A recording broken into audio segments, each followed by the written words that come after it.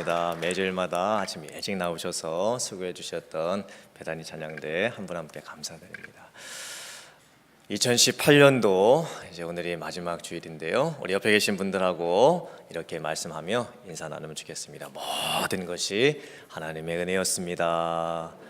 모든 것이 하나님의 은혜였습니다.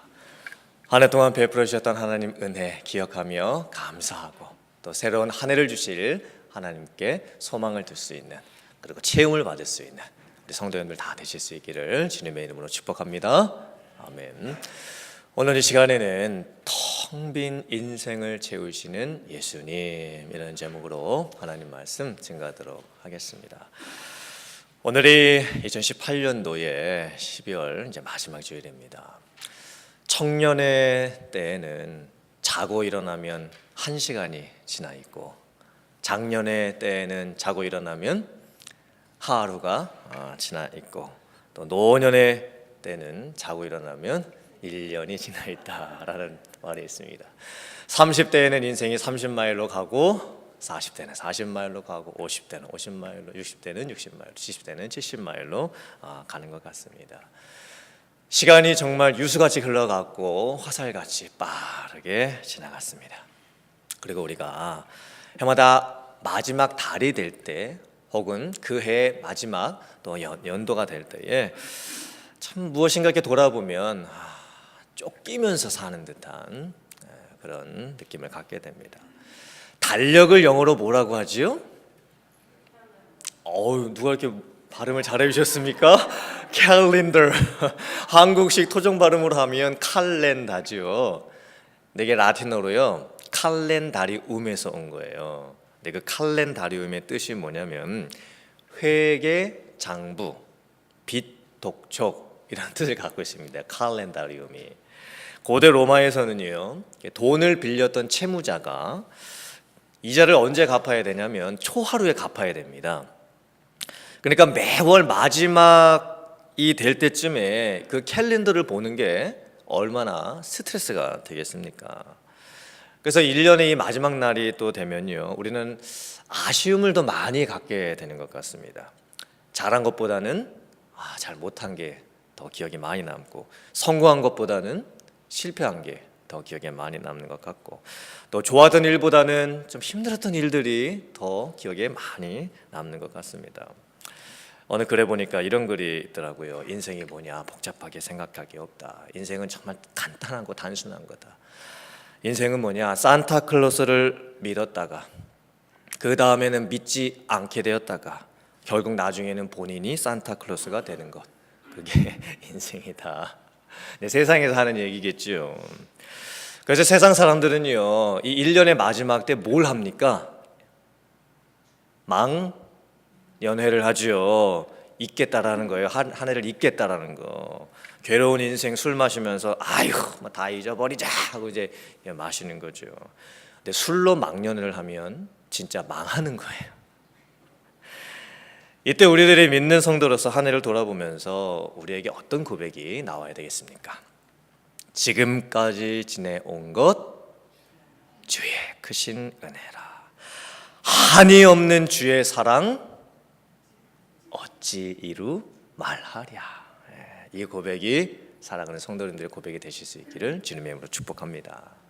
12월 한 달 동안에 예수님이 누구신가, 예수님이 세상에 오신 목적이 무엇인가를 표적 사건을 통해서 함께 살펴봤습니다. 오늘 본문 말씀에는 이제 오병이어 표적과 나는 생명의 떡이다 라고 하는 이 두 가지 선언이 함께 연결되는 내용이 나옵니다.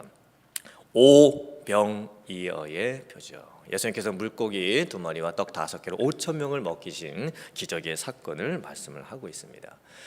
오병이어 표적 사건은 마태, 마가, 누가, 요한 4복음서에 모두 등장을 하는 사건입니다. 그만큼 중요하다라는 것이겠지요.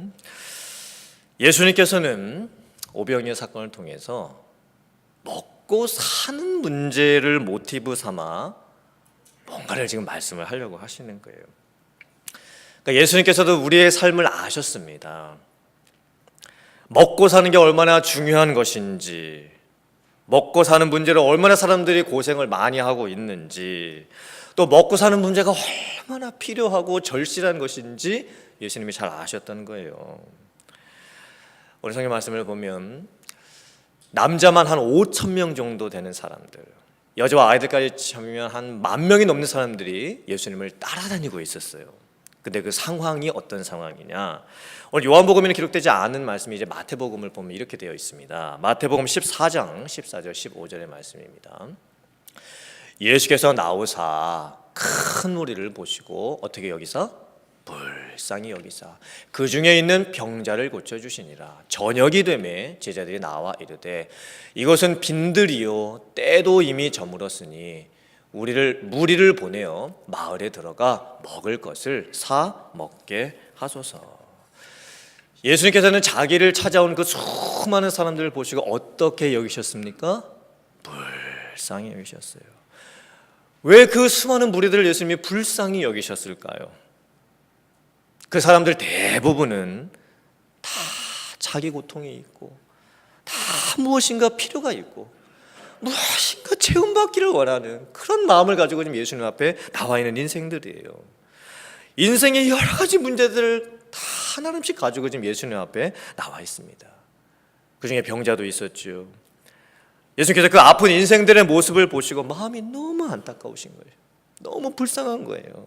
그래서 그 병자를 고쳐주십니다. 병자들을. 지금 예수님 앞에 나와 있는 이 사람들의 모습이 어떤 모습일까요? 텅 빈 인생의 모습이에요. 결핍의 인생, 한계의 인생을 살아가고 있는 사람들의 모습입니다. 근데 우리들도 똑같죠. 우리들의 인생을 보면 뭔가가 비어 있어요. 뭔가가 허전해요. 때로는 사는 게 정말 이게 뭔가 싶을 때가 있어요. 텅 비어 있는 것도 문제지만 때로는 어떨 때는요 꽉 막혀 있는 것도 문제예요. 우리가 신경 너무 많이 쓰고 스트레스 너무 많이 받으면 뭐 속이 어떻다고 얘기하죠? 속이 답답하다 그렇게 이야기를 합니다.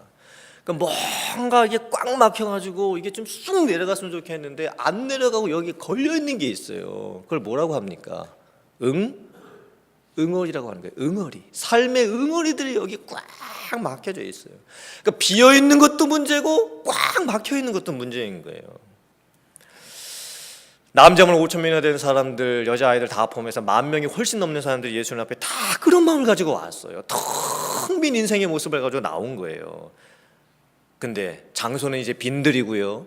때는 시간이 저물어가지고 이제 저녁 때가 됐습니다. 그럼 이제 또 뭐라도 먹을 것이 있어야 될 게 아닙니까? 예수님께서 제자들 중에서 빌립에게 이렇게 말씀하십니다. 어디서 떡을 사서 이 무리들을 먹일 수 있겠느냐?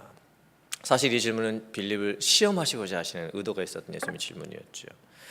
그때 이제 요한복음에 없는 이제 마태복음에는 또 어떤 내용이 기록이 되어 있냐면 제자들 중에서 제자들이 이렇게 얘기합니다. 예수님, 저 많은 사람들을 그럼 가까운 마을에 다 이렇게 흩어서 보내셔가지고 먹을 것을 사서 그들이 먹고 다시 올 수 있도록 해야 될 것 같습니다. 그때 예수님이 말씀합니다. 너희가 주어라. 그때 이제 빌립이 대답을 하는 거예요. 예수님, 아니 이 많은 사람들을 저희가 먹이려면 200데나리온 그 돈이 있어도 저 사람들 배불리 먹이지도 못하고 그냥 조금씩 그냥 주어서 먹게 할 수 있을 겁니다. 한 데나리온이 그때 그 당시에 노동자의 하루 품삯이었어요. 그러니까 오늘날로 따지면 노동자들이 하루에 그래도 적어도 미니멈 페이 받으면 한 100불 정도 받을 수 있겠지요. 그러면 200데나리온이면 오늘날로 한 얼마 정도 되는 돈입니까? 액수가 200 곱하기 100 2만. 그래서 꽤 큰 돈이에요. 2만 불이에요. 2만 불. 근데 2만 불어치 먹을 거 사도 저 사람들 다 못 먹인다라는 겁니다. 빌립은요, 아이 주님, 지금 저희들이 무슨 돈이 있어가지고 저 사람들 다 먹입니까? 이렇게 반응을 하고 있는 거예요. 사람들에게는 지금 뭐가 필요해요? 먹을 게 필요해. 떡이 필요해요. 이 떡이 의미하는 게 뭘까요? 인생을 살아감에 있어서 가장 기본적으로 필요한 게 떡이에요. 정말 꼭 필요한 것. 뭐 많은 것들 원하는 것도 아니고 정말 생활 가운데 삶에 있어서 가장 기본적으로 절실하게 있어야 될 게 그게 바로 떡이라는 거예요. 그 떡이 필요해요. 근데 뭐는 항상 부족해요? 돈은 항상 부족해요. 떡은 필요한데 돈은 부족해요. 그러니까 이 성경 말씀이 우리 얘기 또 하고 있는 거예요. 지금 텅 빈 우리 인생 얘기를 하고 있는 겁니다. 그때 제자들 중에서 안드레가 이렇게 얘기를 합니다. 예수님, 여기 한 아이가 있습니다. 근데 이 아이가 도시락을 가지고 있는데 물고기 2마리하고 떡 5개를 가지고 있습니다. 여기까지는 괜찮았어요. 근데 그 뒤에 뭐라고 또 안드레가 얘기합니까? 에이, 근데 이것 가지고 이 많은 사람들에게 이게 무슨 소용이 있겠습니까? 이렇게 또 토를 다면서 얘기를 해요. 어린 아이가 가지고 있었던 도시락, 그게 의미하는 게 뭘까요? 그것은 아마도 어머니가 싸주었던 도시락이었을 겁니다. 그리고 아마 그 어린아이 옆에는 그 어머니가 없었을 확률이 높습니다.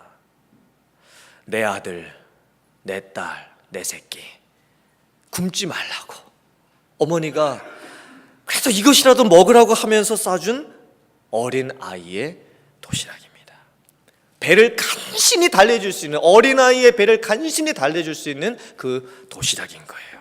어머니가 자기 자녀만큼은 굶지 않게 해주려고 싸주었던 그 도시락인 거예요. 이 아이가 자기 스스로 제자들 중에 안드레한테 안드레님 저한테 이런 도시락이 있습니다. 이것 갖고 사람들 좀 먹였으면 좋겠습니다. 이렇게 스스로 원해서 이 도시락을 가져온 건지, 아니면은 안드레가 우연치 않게 자기 옆에 이 아이가 있는 것을 보면서 예수님 이 아이에게 도시락이 있네요 이렇게 얘기한 건지는 모르겠습니다. 그러나 중요한 것은 이 아이의 도시락은요 작은 도시락이에요. 그 많은 사람들을 먹일 수가 없는 도시락이고, 또 어른들 중에서 솔직하게는 누가 그 어린 아이가 주는 그 도시락을 먹을 수가 있겠습니까? 누가 그 어린 아이의 도시락, 그 엄마가 싸줬던, 그 애기 먹이려고 싸줬던 그 도시락을 어른들 중에서 누가 나도 좀 먹자 라고 하면서 이거를 먹을 수가 있겠습니까? 그럼에도 불구하고 예수님께서 이제 이 어린아이의 작은 도시락을 가지고 기적을 일으키십니다. 예수님께서 표적을 행해 주시는데요, 사람들 몇 명씩 앉게 하시고 나서는 예수님께서 축사를 합니다. 축사는 감사기도인 거예요.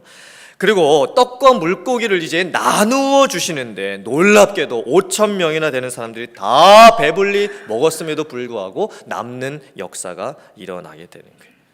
여기서 우리는 중요한 포인트를 찾아야 돼요. 과연 예수님께서 어떤 방식으로 이 물고기하고 떡을 나눠주신 걸까? 물고기 2마리하고 떡 5개로 5,000명이 넘는 사람들을 먹이셨다고 했는데 어떤 방식으로 그런 일들이 일어난 것일까? 물고기 여기 2마리가 있어요.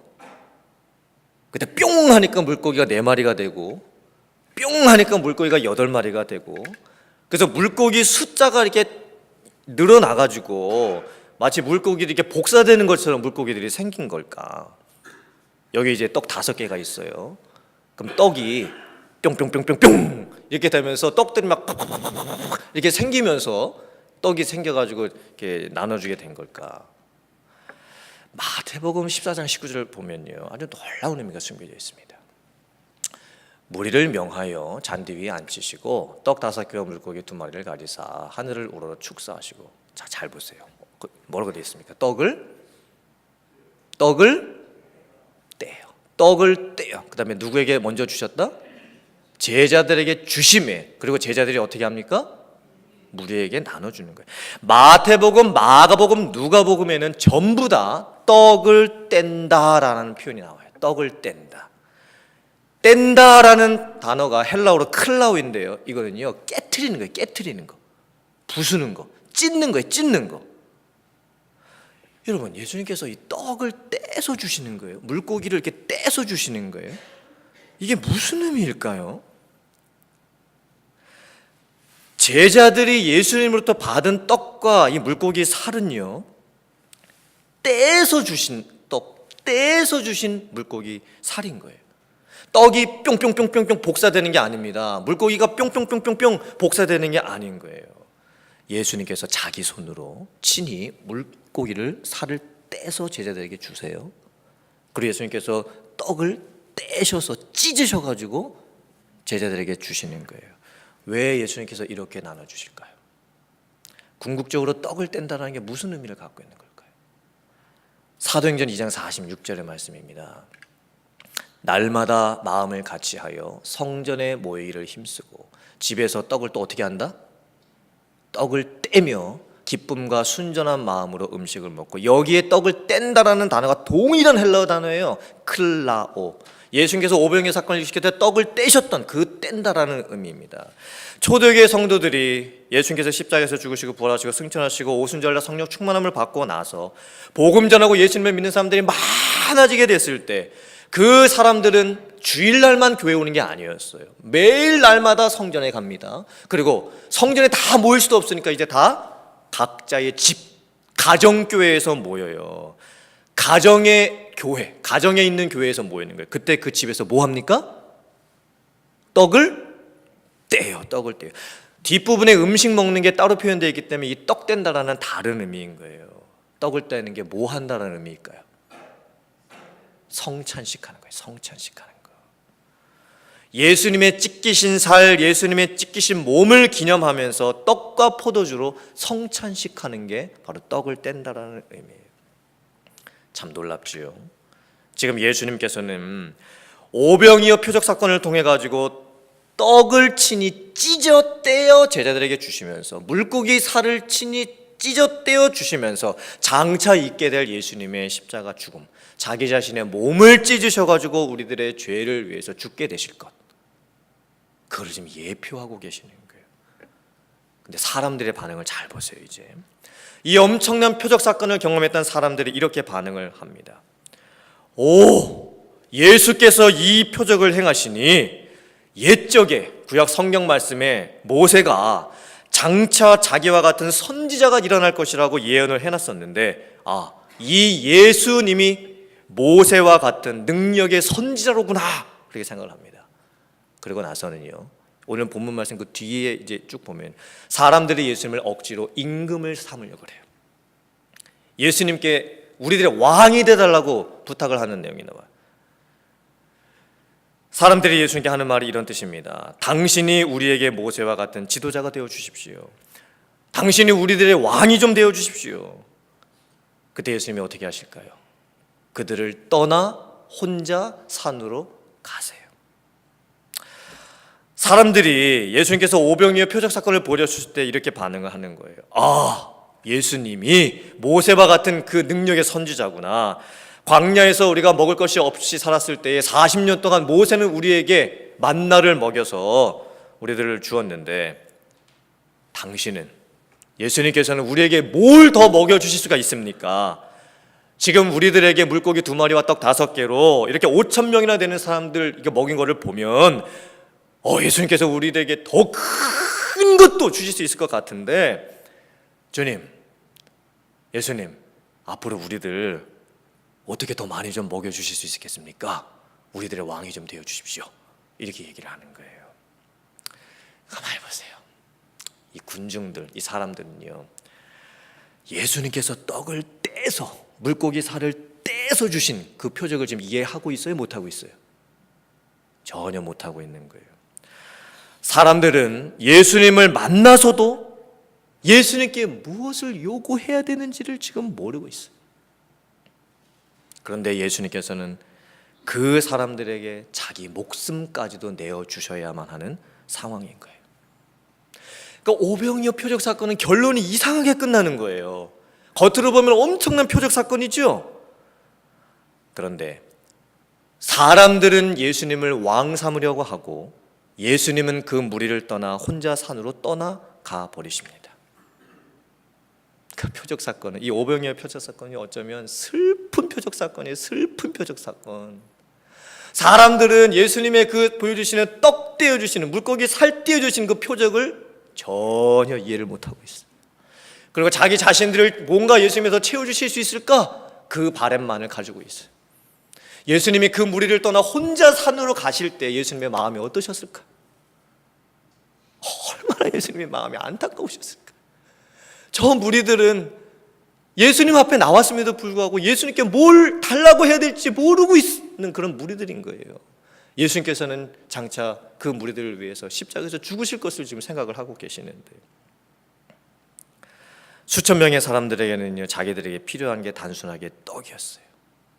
먹고 사는 문제에만 급급해 있던 거예요. 근데 우리들도 비슷한 것 같아요. 또. 어쩌면 이 군중들의 모습이 내 모습인 것 같기도 합니다. 우리들이 교회를 나오면서도 왜 교회를 나오는지 모른 채 나올 때가 참 많아요. 우리가 기도를 하면서도 왜 기도를 해야 되는지 모른 채 기도를 해야 될 때도 참 많이 있어요. 우리는 순서가 항상 이렇게 되잖아요. 내가 필요한 게 먼저 있어요. 하나님이 그것을 채워주실 수 있는 능력이 있는 분이에요. 그래서 하나님께 그것을 좀 채워달라고 구하는 거예요. 우리는 항상 이 순서로 가요. 근데 하나님이 원하시는 순서는 그게 아니지요. 하나님이 내게 원하시는 게 있어요. 내가 그것을 뜻을 찾아요. 근데 그 하나님의 뜻을 이루기 위해서는 이 세상 가운데 돈도 필요하고 건강도 필요할 때가 있어요. 그럼 그걸 달라고 하나님께 구하는 거예요. 그때 하나님께서 하나님의 뜻을 이루기 위해서 나를 통로 삼아 일을 하시기 위해서 그걸 나에게 주시는 거예요. 근데 우리가 이런 순서로 신앙생활을 못할 때가 참 많아요. 교회를 나와도. 교회는 사교 클럽이 아니고 문화 클럽도 아닙니다. 교회는 예수님의 찢기신 몸, 예수님의 찢기신 살로 말미암아 내 죄를 용서받고 구원받은 감격을 가지고 있는 성도들이 모여 있는 곳, 그게 바로 교회입니다. 왜 우리가 인생이 텅 비어 있을까요? 진짜 나에게 필요한 게 뭔지를 모르고 있기 때문에 그런 거예요. 그럼 무엇으로 나를 채워야 내 텅 빈 인생이 채워질 수 있을까요? 나의 텅 빈 인생, 우리들의 텅 빈 인생이 어떻게 채워질 수 있을까요? 그건 세상에 없어요. 그것은 바로 예수님이 자기의 몸, 자기의 살을 십자가에서 찢으시면서 주셨던 죄사함과 구원의 선물을 받을 때인 줄 믿습니다. 이 감격이 여러분들에게 있으셔야 돼요. 그리고 오늘이 2018년도 마지막 주일 예배를 드리면서 그 감격이 여러분에게 있으시다면, 예수님의 십자가 은혜와 감격이, 부활의 능력이 여러분에게 있으시다면 여러분들의 인생은 텅 빈 인생이 아니에요. 아멘? 그 예수님이 여러분 안에 계신데 어떻게 그 인생이 텅 빈 인생이 될 수가 있겠습니까? 차는 인생이죠. 넘치는 인생이죠. 충만한 인생인 거예요. 오병이어 사건이 일어났을 때 가장 놀랐던 사람이 누구였을 것 같습니까? 오병이어 사건이 일어났을 때 가장 놀란 사람들, 제자들. 왜 제자들이 가장 놀랐을까요? 예수님께서 떡을 찢어 떼어서 제자들에게 주시는 거예요. 그리고 물고기 살을 떼어서 제자들에게 주시는 거예요. 제자들이 지금 두 손으로 이렇게 받고 있겠죠. 아니면 다른 광주리 같은 걸로 받고 있겠죠. 제자들은 지금 자기 눈앞에서 예수님이 보여주시는 표적을 보고 있는 거예요.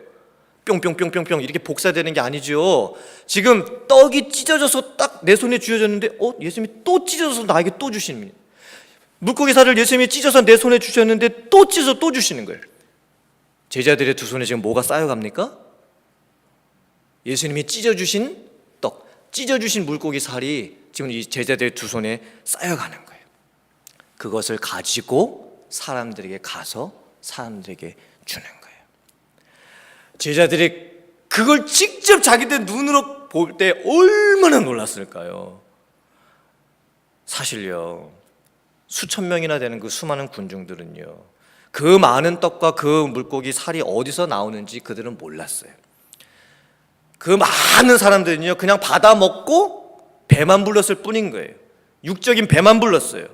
그러니까 배가 부르니까 그냥 만족하고 있는 거예요, 많은 사람들은. 그런데 제자들을 보세요. 제자들은 지금 자기 눈으로 예수님께서 찢어주시는 떡, 찢어주시는 물고기 살이 계속 자기 손에 쌓이고 있는 것을 봅니다.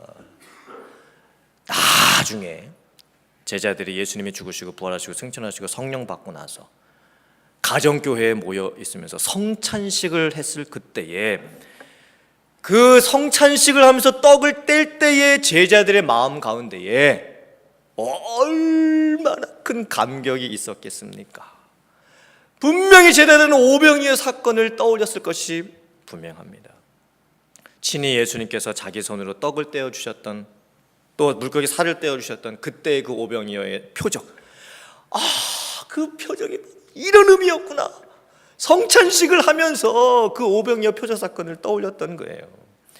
친히 자기 몸을 십자가에서 찍으셔가지고 많은 사람들의 대속물로 주셨던 예수 그리스도, 그것으로 체험을 받았던 제자들은요 정말 텅 빈 인생이 어떻게 채워지는지를 제자들은 알았던 거예요.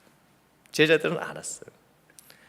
성도님들, 제가 도전하고 싶습니다. 성도님들, 여러분들 지금 모습은 지금 떡 받아 먹고 배가 불러 있는 군중의 모습입니까? 아니면 진짜 죄로 인해서 텅 빈 인생이 어떻게 체험을 받을 수 있는지 떡을 떼어 주셨던 예수님, 십자가에서 자기 몸을 찢어서 주셨던 그 예수님을 통해서 엄청난 구원의 그 은혜의 감격을 가지고 있는 제자들의 모습입니까? 어떤 모습이세요 지금? 제자들은요, 예수님께서 그 찢어주셨던 나눠주셨던 떡과 그 물고기 살을 받아가지고 다른 사람들에게 주는 중간 역할을 이제 감당을 하는 거예요. 처음에 제자들은요 그 문제 어떻게 해결하려고 그랬습니까? 돈 가지고 해결하려고 그랬어요. 200데나리온의 돈이 있어야 이거 해결할 수 있다, 제자들이 생각을 했습니다. 200데나리온의 돈이 뭘까요? 그건 자기 열심이에요. 자기 열심. 제자들에게도 처음에는 자기 열심이 있었어요. 자기가 뭘 하려고 하는데 그때 나에게는 돈이 필요하다 이렇게 생각을 하는 거예요. 주님의 일을 하려고 하는데도. 교회에서도 마찬가지입니다. 교회에서도 자기 열심 가지고 그 봉사하시는 분들은 굉장히 위험하신 분들이에요. 자기 열심으로 일하는 분들의 특징이 뭐냐면요, 첫째는 왜 날 안 알아주냐, 두 번째는 뭐냐면 저 사람은 왜 내가 하는 만큼 안 하고 있냐, 이거예요. 이런 분들은 빨리 그만두셔야 돼요, 일을. 그런데 제자들의 모습을 잘 보세요. 예수님이 찢어주시는 떡, 찢어주시는 물고기 살을 두 손으로 받아요. 그리고 그게 내 두 손에 다 지금 쌓이고 있어요.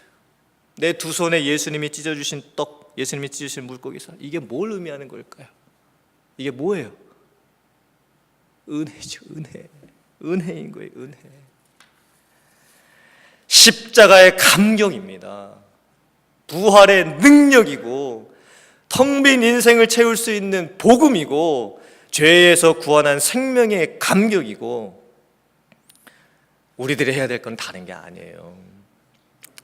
예수님께서 내 두 손에 주신 거, 그것을 가지고 다른 사람에게 줄 뿐인 거예요. 그게 섬김이에요. 그게 진짜 섬김이라는 거예요. 사랑하는 성도님들, 예수님은 우리의 텅 빈 인생을 알고 계세요. 우리 인생에서 먹고 사는 문제가 얼마나 중요한지도 잘 알고 계세요. 하지만 예수님은 우리에게 물으십니다. 더 큰 거를 주시려고 우리에게 물으십니다. 성도님께서는 정말 이 질문에 어떻게 대답하실 수 있겠습니까? 너는 네 인생이 그렇게 텅 비어있는 진짜 이유가 뭔지 알고 있느냐? 너는 나에게 구해야 할 것이 진짜 무엇인지를 알고 있느냐? 너는 내가 떡을 떼어 주었던, 찢어 주었던 그 의미가 무엇인지 알고 있느냐? 너는 떡 받아 먹고 배부른 군중의 모습이 아니라 찢겨진 떡을 두 손으로 받으면서 감격했던 그 제자의 영적인 감격이 있느냐? 정말 이 질문에 우리들이 어떻게 대답할 수 있을까? 사랑하는 성도님들, 오늘 2018년도 마지막 주일인데 오늘 이 말씀을 통해서 여러분의 인생 가운데 있었던 그 텅 비어있는 인생의 결핍의 그 모습들이 예수님께서 주시는 그 은혜로 말미암아 충만히 채워지는 역사가 있기를 주님의 이름으로 축원합니다. 예수님께 구하세요. 예수님이 알고 계십니다. 예수님의 필요를 알고 계시고 예수님은 더 많은 것들로 여러분들에게 주시려고 지금 약속해 주고 계시는 거예요. 그리고 이미 우리에게 주셨어요. 놀라운 은혜를 우리에게 주셨습니다. 구원의 선물을 이미에게 주셨어요. 그 감격을 갖고 텅 빈 인생으로 2018년도를 마무리하는 게 아니라 은혜로 충만하게 체험받은 그 제자들이 받았던 그 영적인 감격이 여러분들에게 충만함으로 올 한 해를 마무리하실 수 있기를 주님의 이름으로 축원합니다. 기도하겠습니다.